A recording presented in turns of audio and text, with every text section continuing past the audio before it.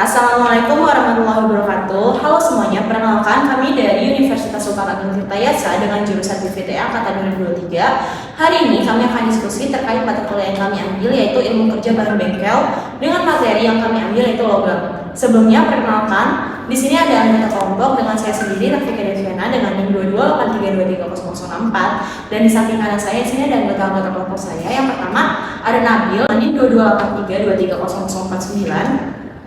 Ada Alivia dengan NIM 2283230050. Ada Raihan dengan NIM 2283230053. Yaitu Tiara dengan NIM 2283230064. Oke, baiklah, mari kita mulai masuk ke materinya.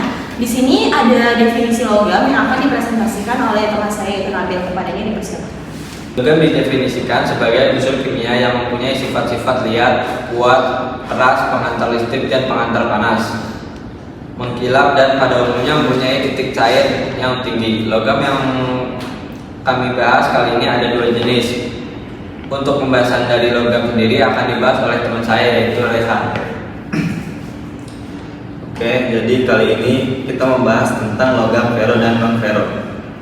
Logam fero atau logam besi adalah logam yang mengandung unsur besi, dalam kata lain Fe. Besi merupakan logam yang penting dalam bidang teknik, tetapi besi murni terlalu lunak dan rapuh sebagai bahan kerja, konstruksi atau pesawat. Sebutan besi dapat fero juga disebut besi karbon atau baja karbon. Bahan dasarnya adalah unsur besi dan karbon yang kadarnya relatif rendah. Unsur-unsur dalam campuran itulah yang mempengaruhi sifat-sifat besi atau bisa pada umumnya. Tetapi unsur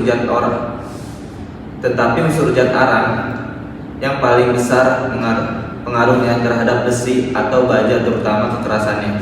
Selanjutnya, logam non-fero atau logam bukan besi akan dijelaskan oleh teman saya sendiri yaitu Fia. Baik, di sini saya akan menjelaskan tentang logam non-fero.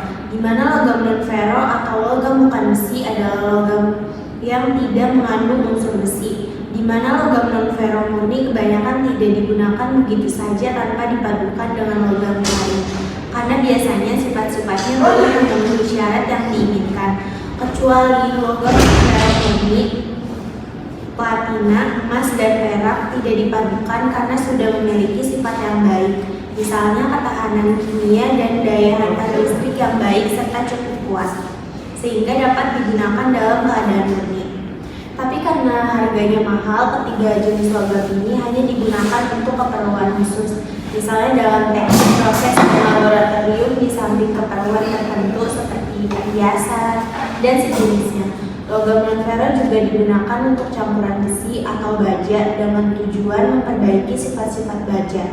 Dari jenis logam non-fero berat yang sering digunakan untuk paduan baja antara lain ada nikel, kromium, molybdenum, wolfram, dan sebagainya. Sedangkan dari logam non-fero ringan antara lain magnesium, titanium, kalsium, dan sebagainya. Oke, di sini saya akan menjelaskan logam non-fero. Logam non-fero dapat dikelompokkan menjadi 5 bagian, yaitu 1. Logam berat adalah apabila jenisnya lebih besar dari 5 kg per desimeter kubik, misalnya nikel, kromium, tembaga, timah hitam, timah putih, seng, dan sebagainya. Yang kedua itu ada logam ringan apabila berat jenisnya lebih dari 5 kg per desimeter kubik, misalnya aluminium, magnesium, barium, kalsium, kalium, natrium, barium, dan lain-lain. Yang ketiga ada logam mulia, logam yang mempunyai nilai ekonomis tinggi, digunakan untuk keperluan khusus, misalnya untuk alat tukar uang, perhiasan, aksesoris, dan lain-lain, misalnya emas, perak, dan platina.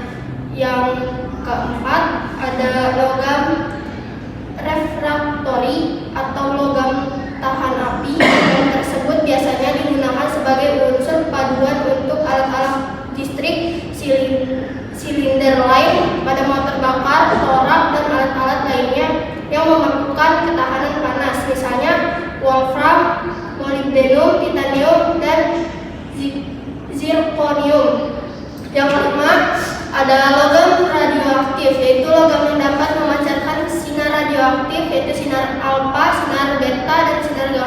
Misalnya uranium, plutonium, dan radium. Sifat mekanik logam non-fero pada umumnya kurang baik, akan tetapi dapat diperbaiki dengan memadukannya.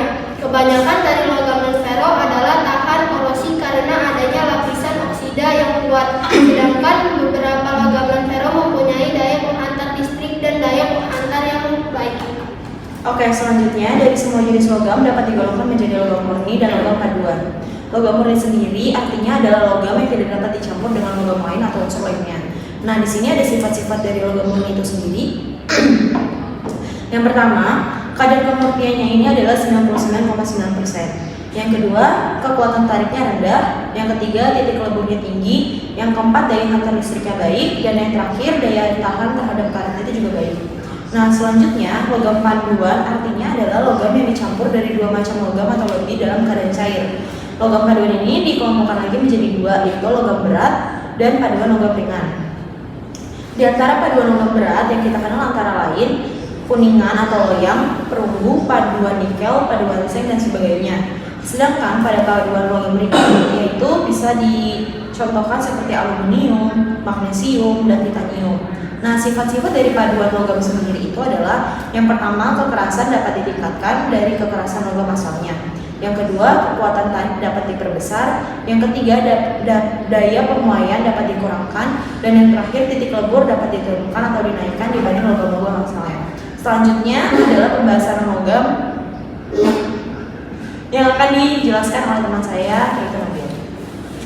Selanjutnya non-logam, bahan non-logam ternyata selalu dibutuhkan baik dalam teknik bangunan dan mesin, bangunan umum, teknik proses maupun keperluan lainnya. Bukan logam selain digunakan sebagai bahan pengganti logam untuk beberapa keperluan juga sangat dibutuhkan sebagai bahan utama sesuai dengan kemampuan yang dimiliki dan sifat-sifatnya yang khas untuk berbagai keperluannya. Baja dan besi sampai saat ini menduduki peringkat pertama logam yang paling banyak penggunaannya.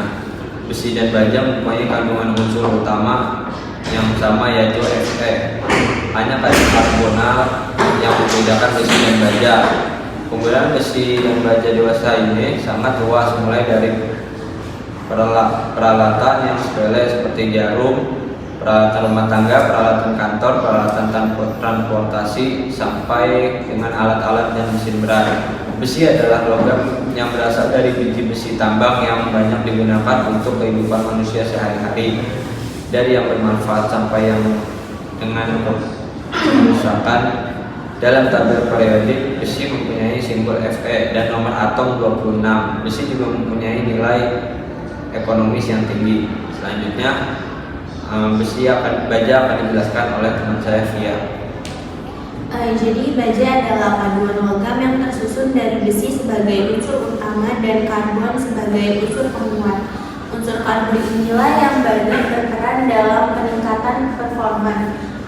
Perlakuan panas yang dapat mengubah sifat baja dari lunak seperti kawat menjadi keras seperti pisau. Penyebabnya itu adalah perlakuan panas yang mengubah struktur mikrobesi yang berubah-ubah dari susunan kristal berbentuk kubik berpusat ruang menjadi kubik berpusat sisi atau heksagonal.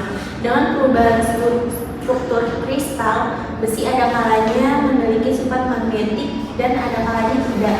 Besi memang bahan bersifat unik. Biji besi bertebaran hampir di seluruh permukaan bumi dalam bentuk oksida besi. Meskipun inti bumi tersusun dari logam besi dan nikel, oksida besi yang ada di permukaan bumi tidak berasal darinya, melainkan dari meteor yang jatuh ke bumi. Oke. Sekian pembahasan dari kami. Semoga ada ilmu yang dapat kalian ambil. Wassalamualaikum warahmatullahi wabarakatuh.